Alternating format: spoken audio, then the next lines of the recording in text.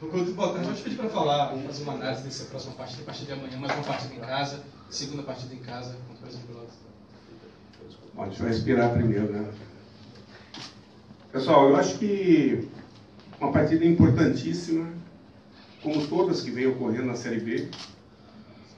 Eu acho que o grau de importância dela cresce à medida que, não só por ser dentro de casa e a gente vem conseguindo ter um desempenho qualificado, mas principalmente por estar próximo do nosso objetivo, de entrar no G4.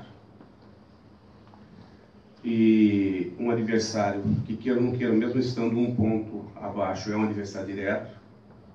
É uma equipe que subiu esse ano, mas graças ao grande trabalho do seu treinador, que a gente já conhece de longa data no Rio Grande do Sul, ao grupo de jogadores extremamente comprometido e, digamos assim, que, para quem não conhece, o Brasil é um clube extremamente popular, com uma torcida muito quente.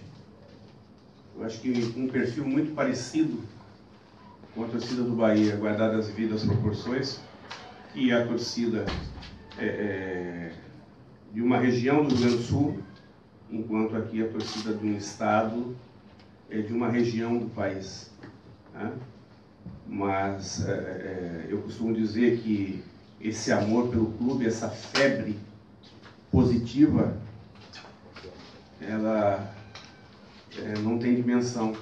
E a equipe, ela se transforma em cima disso. Então, isso tudo cria um ambiente para nós de dificuldade, onde mais do que nunca a gente precisa contar com aquilo que a gente vem recebendo do torcedor aqui dentro, que é esse carinho, esse apoio, e sabendo da dificuldade da partida, procurar fazer um grande jogo,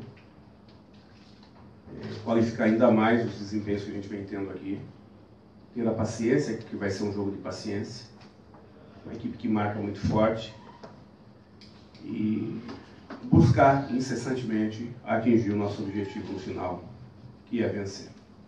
Ainda na seara, Guto, do que você acabou de citar, do carinho, do apoio, da participação, tanto do torcedor quanto dos seus atletas, como você pode explicar ou até comentar o fato de a gente já ter visto ao longo de sua passagem aqui no Bahia você dar bronca em jogador, você ser duro, cobrar firme, ao mesmo tempo chamar em particular, dar um afago, dar uma palavra, e com isso recuperar alguns que não estavam com credibilidade e manter o grupo coeso e todos tendo a mesma disposição para buscar os objetivos. Queria que você comentasse sobre essa sua atuação, sobre o elenco, sobre como você tem conquistado os atletas para que eles possam render aquilo que você quer e também o que se espera deles.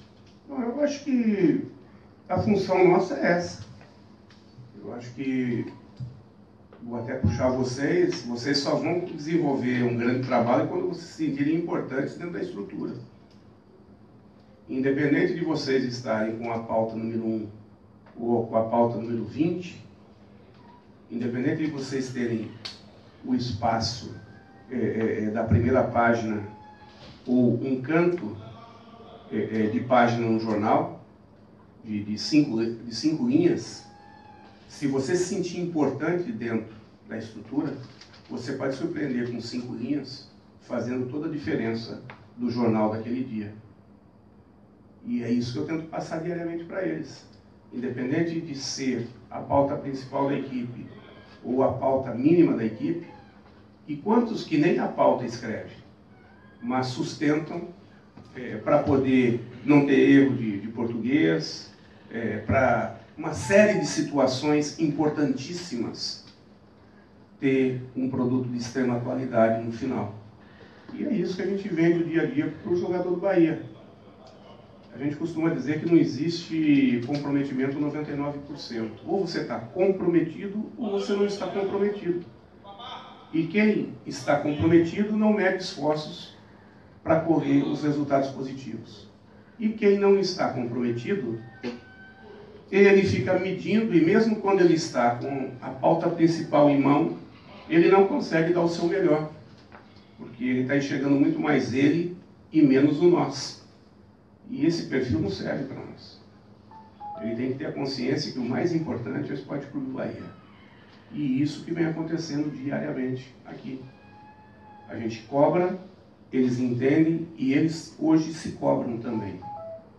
Hoje, dentro do grupo do Bahia, os jogadores que não conseguem pensar dessa maneira, o próprio grupo já está cobrando de uma forma bastante forte e até com o tempo encostando.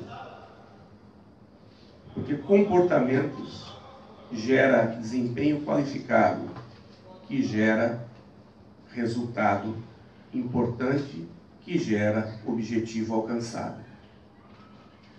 Volto a falar, quem ganha não é Guto. O Guto, nessa história toda, é só o mentiroso. Né? Quem ganha são eles lá dentro do campo. Eles sabem o quanto é difícil. A gente só está aqui buscando mostrar para eles qual é o caminho. Às vezes, mostrando um caminho que para eles, naquele momento, eles olham e falam, mas será? Tem dúvida se é o certo, né? Pô, está dizendo alguma mentira para nós, por isso que eu falo que é mentiroso, né? E aí eles, na hora que acreditam, transformam aquela mentira teórica de momento, que na realidade não é mentira, né? A gente só está pegando o jargão para gerar um humor aí, e acaba transformando em verdade e o resultado acontece. Isso aí é que dá satisfação no nosso trabalho. Guto, o seu time nesse segundo turno tem se notabilizado sobretudo pelas jogadas laterais, tanto de triangulação quanto de chegada na linha de fundo para cruzamento. Não sei se ele será titular, porque você nunca entrega quem vai jogar, mas uma possível titularidade do Wesley Nathan seria bacana para aproveitar esse jogo aéreo, já que ele já mostrou, inclusive, no jogo de estreia, que tem um bom posicionamento, um bom aproveitamento nas jogadas de bola aérea? Cara, vamos ver como é que nós vamos... Eu acho que não é só o fato dele cabecear, Hernani cabeceia, ele cabeceia, Edgar cabeceia. O importante é ter alguém presente dentro da área. E importante mais do que também cabecear, é no caso de Misael, de Alano, qualquer outro que a gente queira aproveitar, em treinamentos até Cajá tá entrando na área e cabeceando.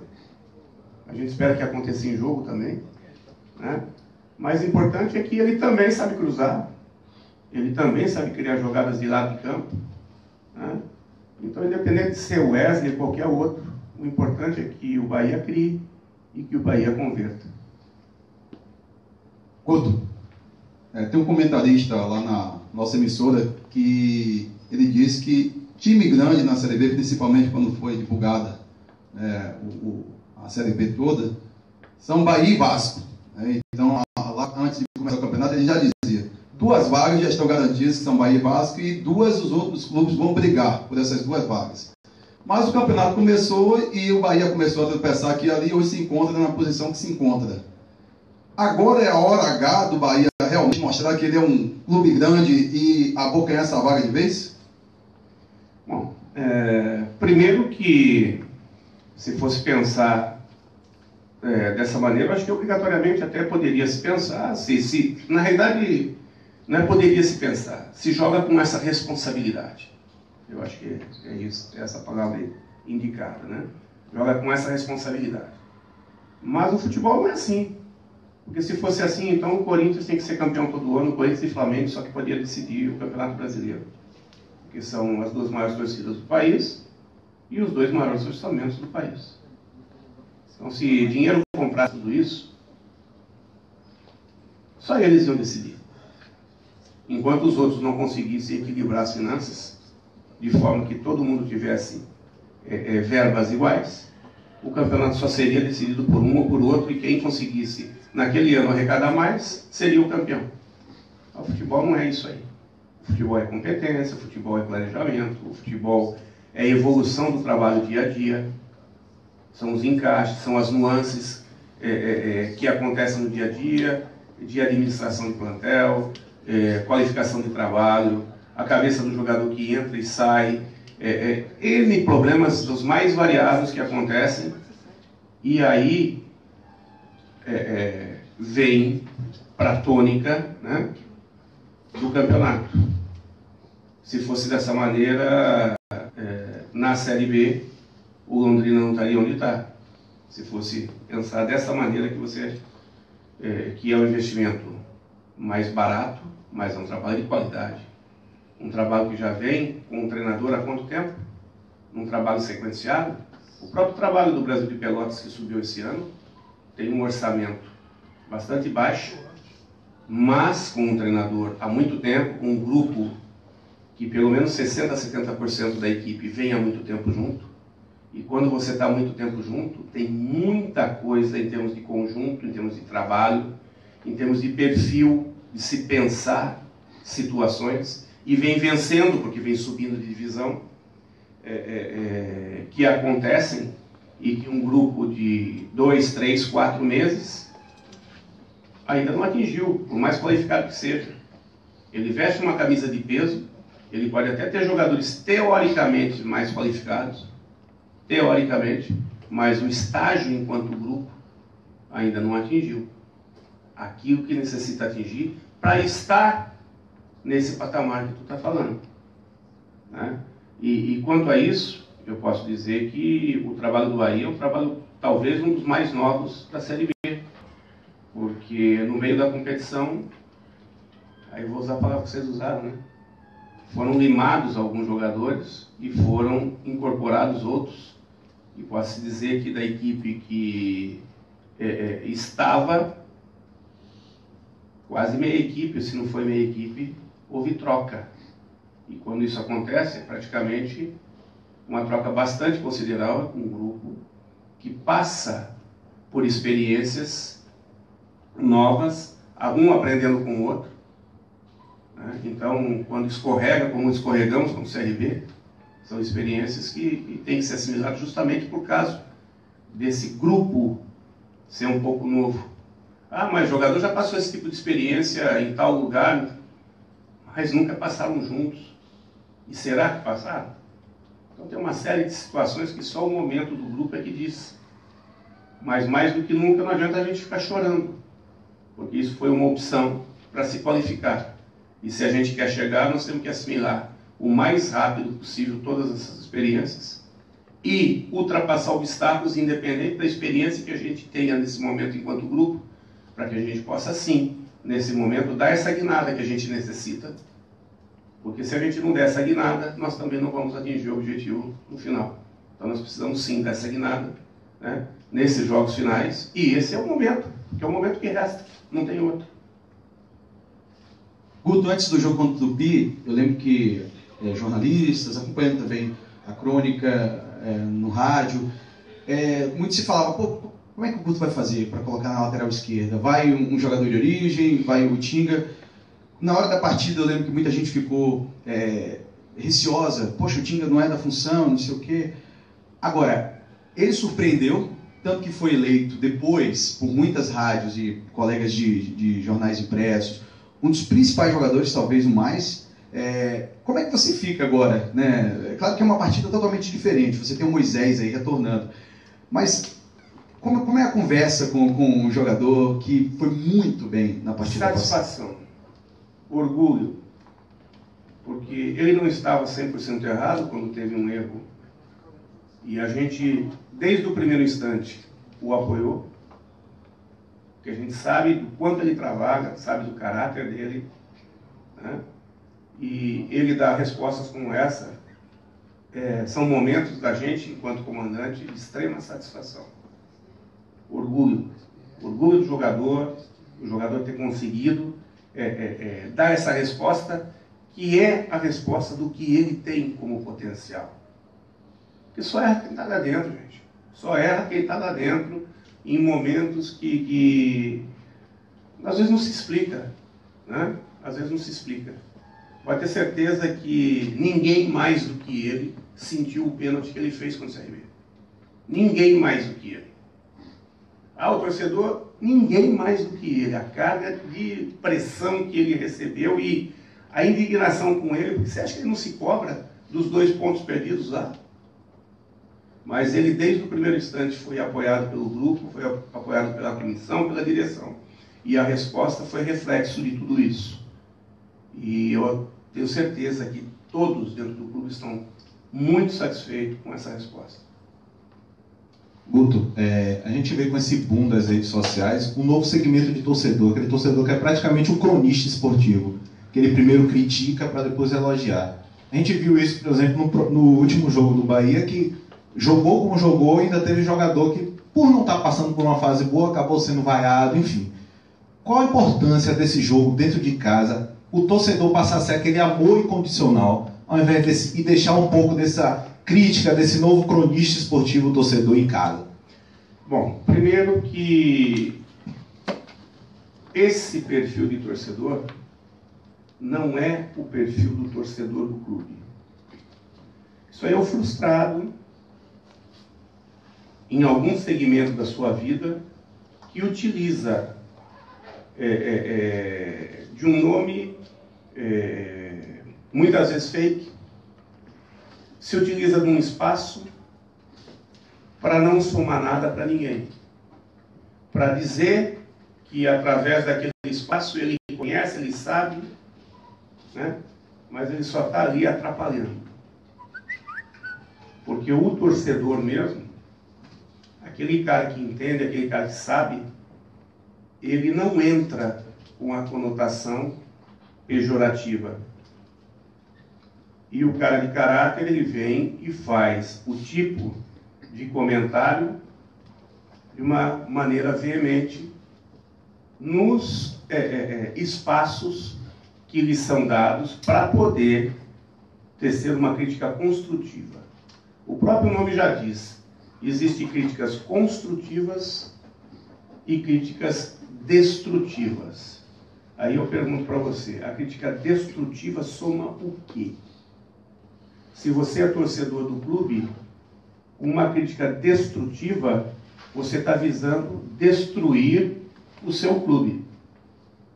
Então, aquele cara que não consegue se perceber e utiliza espaços como esse para tecer esse tipo de comentário, tinha que refletir mais.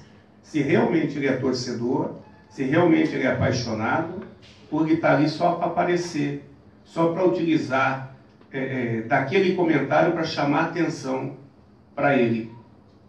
E aí ele não está somando nada.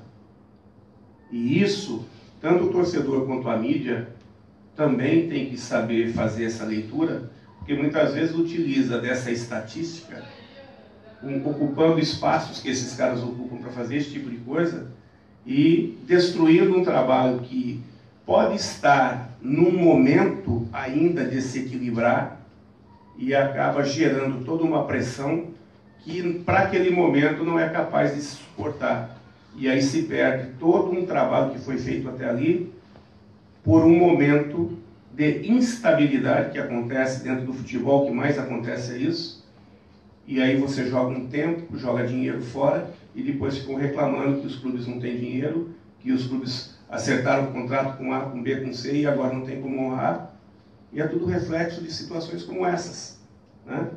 Que no momento errado, de uma maneira errada, foi feita uma crítica destrutiva e não uma crítica construtiva, que muitas vezes o cunho dela tinha um cunho muito mais de promoção pessoal da pessoa que fez e nunca de construção para o bem do clube, né? Para o bem da equipe. Então esse tipo de coisa aí, para mim, não soma nada. A pergunta final tua, desculpe que eu acabei divagando isso aí e sumi dela. Ele também. Oi? Não, a importância de justamente deixar essa crítica em casa e não ser influenciado na hora do jogo. Perfeito. É o chamado amor incondicional, né? Que o torcedor do Bahia sempre Exatamente, exatamente. Eu vinha conversando com algumas pessoas, alguns torcedores do Bahia, que me falam exatamente isso. Que o torcedor, e a gente sente isso, o torcedor do Bahia é um torcedor extremamente apaixonado. E ele, às vezes, ultimamente, talvez por estar machucado, segunda Série B, né? De repente ele até se torna um pouquinho chato, né? Mas que esse perfil não reflita neste momento. Esse momento é um momento de apoio. Se porventura alguma coisa não estiver dando certo, nesse momento não é com uma crítica destrutiva que a gente vai conseguir ultrapassar o obstáculo, e sim com o teu apoio incondicional, né? Depois, se não acontecer, depois de 26 de novembro, aí é a hora, até porque é a hora do replanejamento, né? É a hora de fincar a pé para mudanças de formas significativas consigam acontecer. Mas nesse momento não. Esse momento que é um momento ainda de instabilidade, digamos, porque ainda a gente não atingiu nada, mais do que nunca nós precisamos dessa energia canalizada para o bem, para construir e não para destruir. Valeu, Guto. Obrigado. Guto, obrigado aí. Desculpa aí.